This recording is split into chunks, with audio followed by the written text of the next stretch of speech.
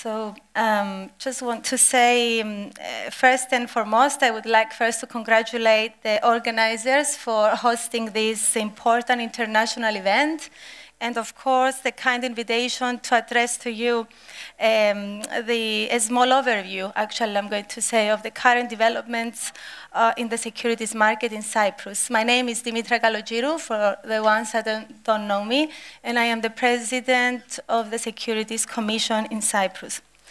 One thing definitely is true is that lately no day has been boring.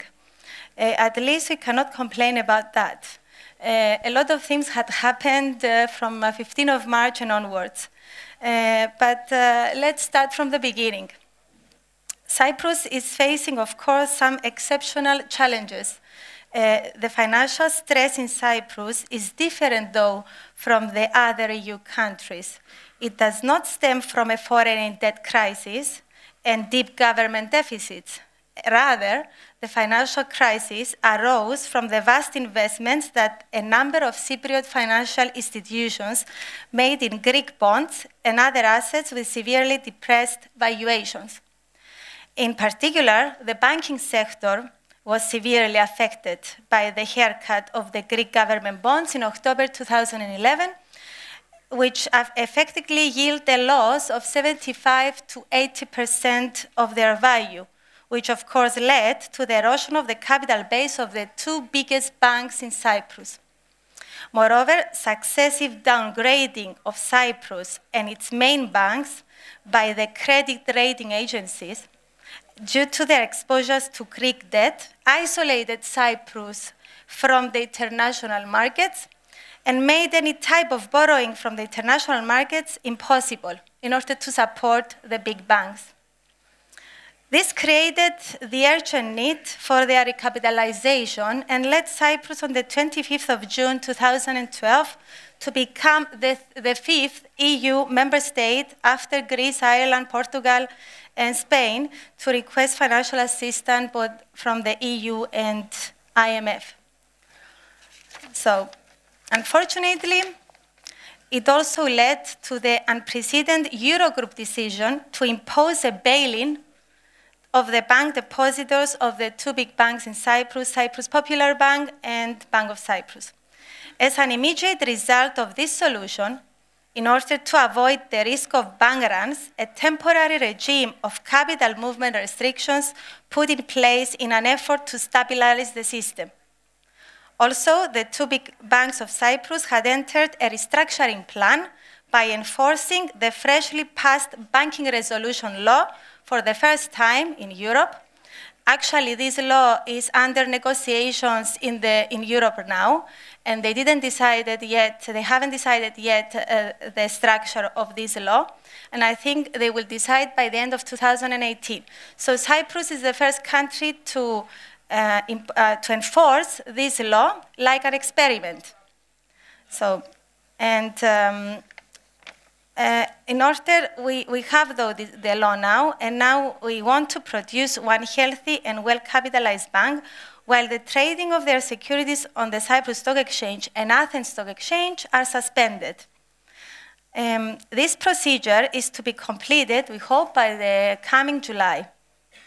The capital restrictions are gradually, for those who are in Cyprus, are reduced by degrees every now and then, and the aim of the government is to lift them up completely as soon as this is possible. It should be noted that foreign financial entities are exempted from the capital restrictions imposed on Cypriot banks by special provisions in order to limit the effect on international transactions. A loan agreement has been agreed between Troika and Cyprus on the 26th of March 2013. According to the agreement, Cyprus is to receive financial assistance of 10 billion. We have already received the first 2 billion and on 15th of May, and another 1 billion is to be received by the end of June. The financial aid is part of a wide-ranging program which includes, first, the recapitalization of the banking sector, second, fiscal consolidation of the government budget, and a number of key structural reforms, many of which are already underway. The Cyprus Securities and Exchange Commission now is monitoring very closely the developments in the financial sector in Cyprus, which emanate from the talks and the decisions of the Eurogroup meetings. In view of the developments, we have taken many actions and initiatives within, of course, our competence. And in order to safeguard the smooth operation of the financial sector.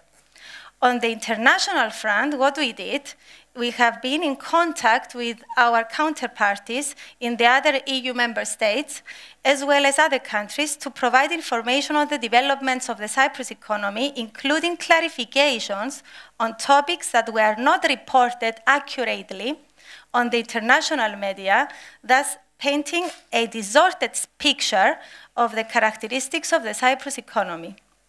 A good example of such misinterpretations is the depiction of Cyprus as a tax and money laundering haven. However, unlike tax havens, Cyprus has in place a comprehensive taxation regime, if they like it or not like it. This is how it is, which is an important source of government revenue. Also, on the issue of being a money laundering haven, Cyprus' effectiveness of the anti-money laundering laws and procedures was assessed by Moneyval 4 times in the last 15 years. The assessment reports concluded that the AML in Cyprus is of very high standard. This agrees with other independent international reports that we have that also found that Cyprus not only has appropriate and robust anti-money laundering structures, but it outranks several other European countries. Despite the very positive Moneyval reports, we have never stopped striving to strengthen and improve, of course, the legislative framework along with the EU directives and also practices. CySEC implements the provisions of the aforementioned law, EU law, and on its supervised entities, including the investment firms, the usage management companies, the trustee and fiduciary service providers that we have accommodated lately. In addition, in its ongoing efforts to further strengthen the anti-money laundering structures, CySEC has created a dedicated anti-money laundering unit within the Department of the Supervision and has put in place a schedule of regular on-site checks to financial entities exclusively for assessing their compliance with the law. So watch out, because we are coming. Moreover, the conclusion of the report by Moneyval and private firm Deloitte, which was commissioned by Central Bank of Cyprus in March 2013 to carry out the review in relation to the effective implementation of the customer due diligence on all this, with regards to deposits, loans, and whatever, they concluded that Cyprus has nothing to do with the money laundering haven, as it was the accusations. And Cyprus fights the battle against money laundering phenomena just like every other jurisdiction. Thus, rest assured that any shortcomings, deficiencies identified in the report of Deloitte will be addressed promptly. On the local front now, the CySEC has taken multiple actions. Again, it has intervened repeatedly with the central bank to speed up the procedures as to the handling of the Cyprus investment firms' bank deposits on behalf of their clients, so that the matter is resolved as soon as possible, and we have also provided guidance to our investment firms on the information to be submitted to the banks to safeguard their clients. We have also made great efforts to ensure the protection of our investment firms' own funds, up to 100,000 euros, of course, as well as the urgency to unblock and release those funds to our investment firms. At the same time, we have taken steps to minimize the impact of the bail-in on the deposits of the Investment Compensation Fund. Our aim is to assist in alleviating the undesirable effects on the supervised entities and the Cypriot economy in general. For this reason, we review the relevant laws and decrees issued by the Central Bank of Cyprus on an ongoing basis in order to notify our market participants as soon as possible of any issues that affect them. Further, the CySEC gathers data and information on the state of the local securities market in order to monitor the effect of the developments on the supervised entities and to the market at large, and proactively identify any potential risk. Information gathering was undertaken also in cooperation with the European Supervisory Authority, ESMA, in the field of securities to study the flow of investment services offered from Cyprus in the other EU member states or third countries on a cross-border or on a branch basis. From all the data collected, it appears that only around 45 CIFs out of 135 that we do supervise have been directly affected from the developments in the banking sector. However, they didn't have a big blow because all the clients' money, they have it in banks abroad. So around 80% of those money, clients' money and own funds are deposited in banks in Cyprus. The effect, if we see it in a whole picture, is not that big. The impact is not that big. Also, in order to be in a better position to provide assistance where possible, the CySEC has sent a short questionnaire to all investment firms, inviting them to set any issues that may be facing, any suggestions, any ideas, and address them to us in order to address those issues to government. And now, actually, we have some very interesting ideas from our investment firms, and we are analyzing internally to promote those ideas also to the Ministry of Finance and to the President of the Republic. Overall, the feedback we receive is encouraging. The big majority of financial entities that operate in Cyprus have expressed that they do not wish to withdraw their business from Cyprus.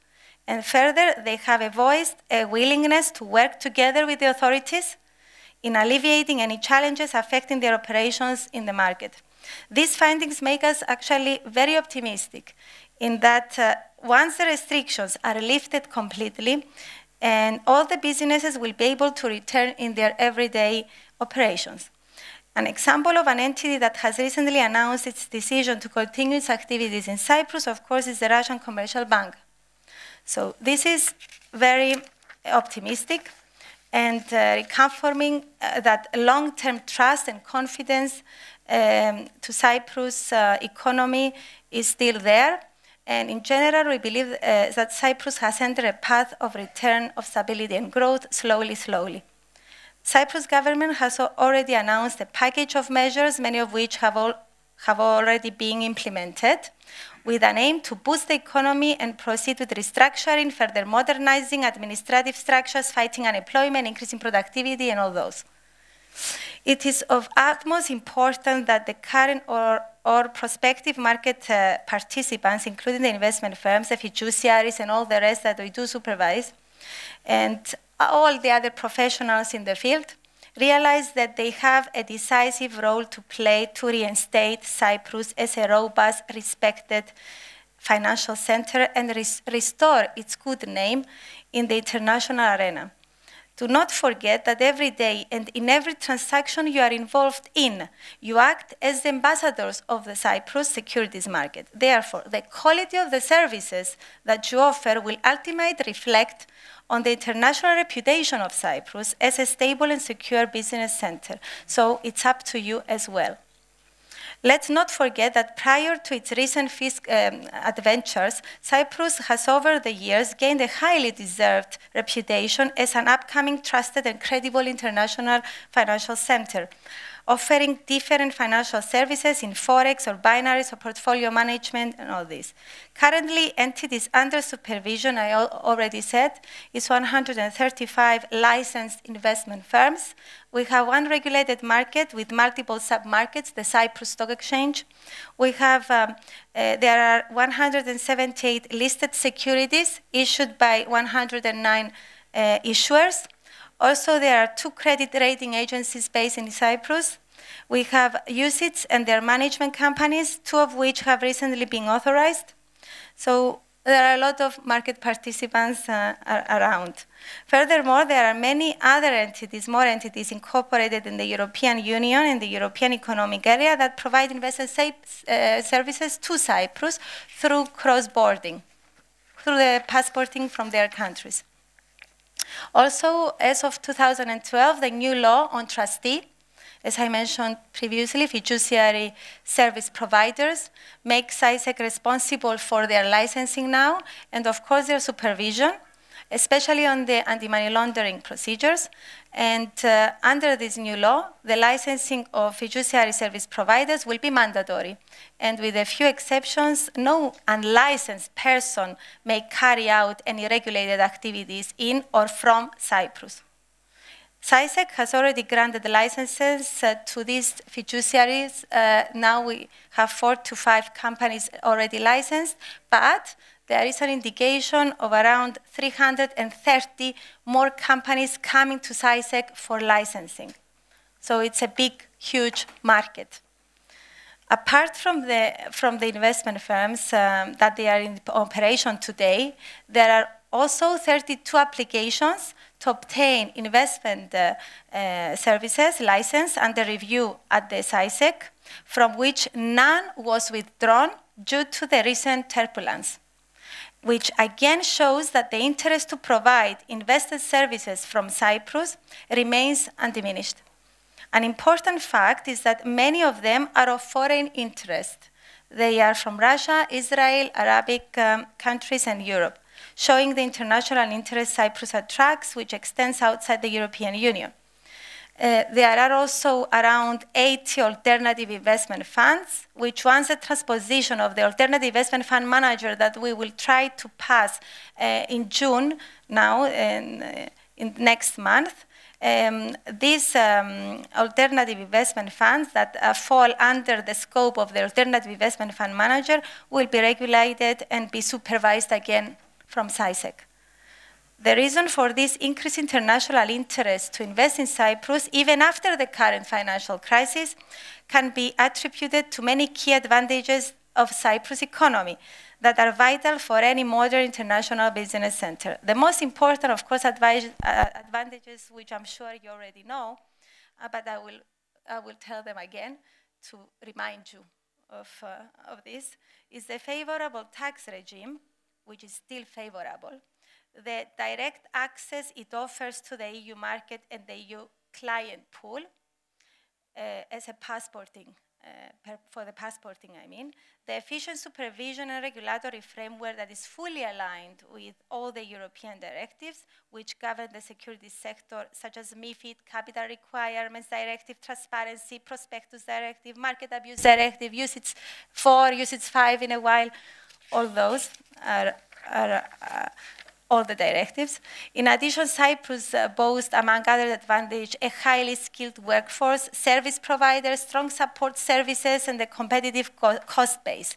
Also now note that the contemplated increase in corporate tax, as we are talking about the corporate tax, from 10 to 12.5% is not significant enough to disturb the existing trading structures that we have here, and does not affect holding structures at all, because dividends subject to generous participation exemption criteria will remain tax-free.